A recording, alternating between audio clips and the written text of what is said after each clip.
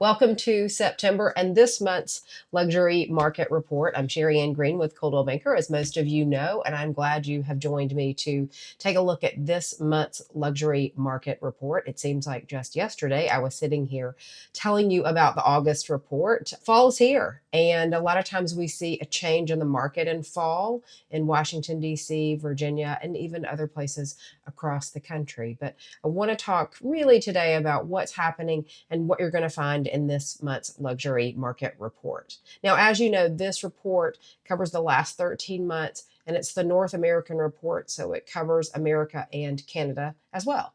So in this month's report, we sort of continue what we talked about in the August report, which is taking a look at what we expect for the rest of 2023 and then leading into 2024, what are we likely to see there as well. And what we're finding is that the market has seemingly settled into this new norm that we talked about during the August report.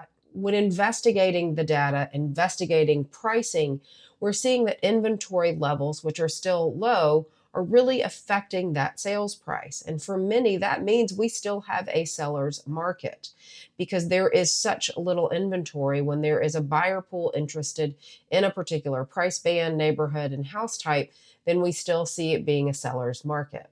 However, there's one thing to remember, and that is always that buyers purchasing with cash almost always have a little bit of a leverage, even in a seller's market. Despite the significant drop of demand and sales prices in late 2022, what we're seeing in 2023 is a rebound of that in a small way. The first 8 months of 2023 showed an upward trajectory for both home prices and sales of the single-family home. Attached home prices saw more variation, but they still saw an increase. One of the things we're really seeing is how architecture and design is playing into the home purchase process, especially in this luxury market.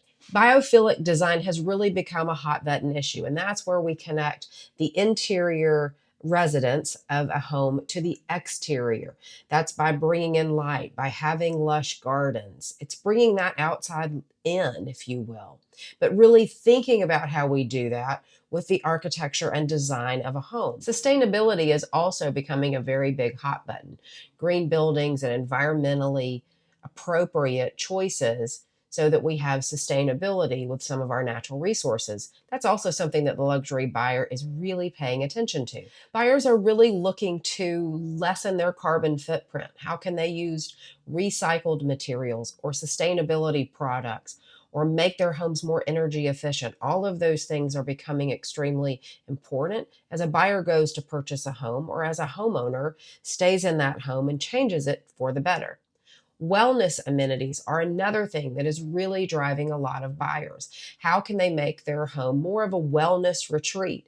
Is it a spa? Is it a place for a medical concierge to come into the house?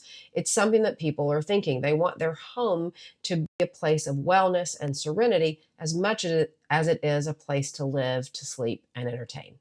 And of course, smart home trends are very trendy at the moment. So voice controls, we all love, or maybe we don't all love, but we all know who Alexa is and Siri is, and any sort of voice control that can be added to a home is a great feature for that luxury buyer.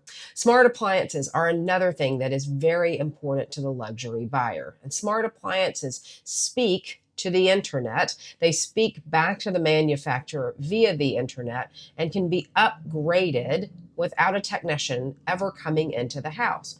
So let's say you have an oven that gets an upgrade to also be an air fryer. Well, instead of having the technician come in, the service professional come in and make that change, smart appliances can communicate overnight, receive that update, and recode the computer components of that oven so that you now do have an air fryer right inside the oven that you purchased previously. Security and surveillance remain very important, especially to our luxury buyers. How do they keep their property, their valuables, their artwork, their jewelry safe and secure? And how do they secure their homes? And as we see the trends of some of the crime that has changed a little bit in different cities, you can see where this is becoming something that is even more of a need, a want, and an expectation of the luxury purchaser. And whole home automation is something that a buyer in the luxury space is really looking for as well. This means automating lighting, heating, cooling, and entertainment systems all through one simple interface system.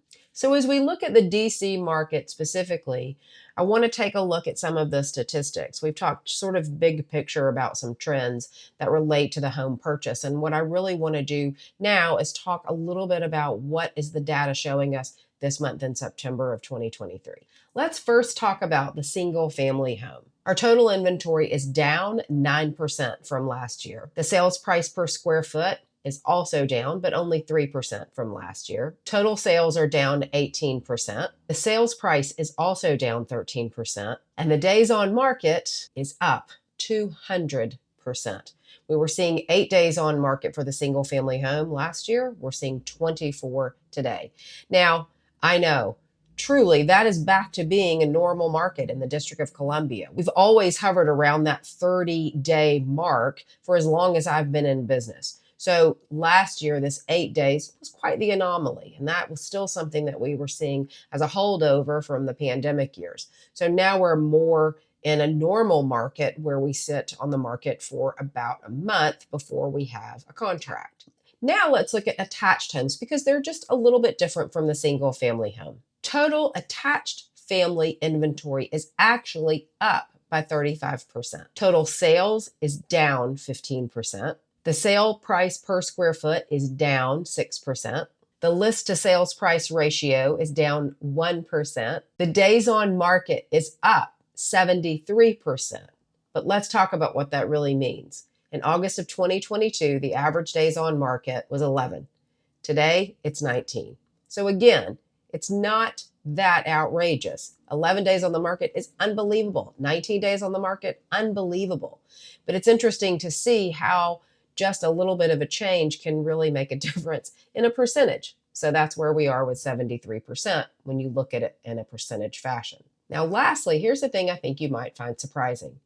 The sales price. It is up 3% for attached homes in the District of Columbia. That might be something that you weren't expecting, right? You might expect the opposite, that a single family home might be selling at a different price point or seeing more of a sales gain, I should say, than an attached home. Are there better values in the attached homes? Is it that attached homes have adjusted their pricing better so that their sales prices have changed and gone up instead of gone down a little bit?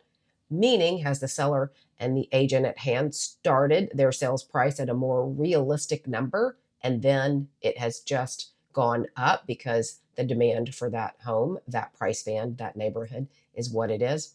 It's really hard to know, but I think it again shows us that we are sitting in a seller's market. We are not sitting in a housing burst or crash or anything of that nature. Homes are still moving extremely well in the District of Columbia. It's just that there's often not as much inventory to look at when you're looking to buy a home in that luxury space. And that's our luxury market report. I hope you find it interesting. Make sure you read it cover to cover. And if you've got any questions about the report or anything related to real estate, don't hesitate to reach out.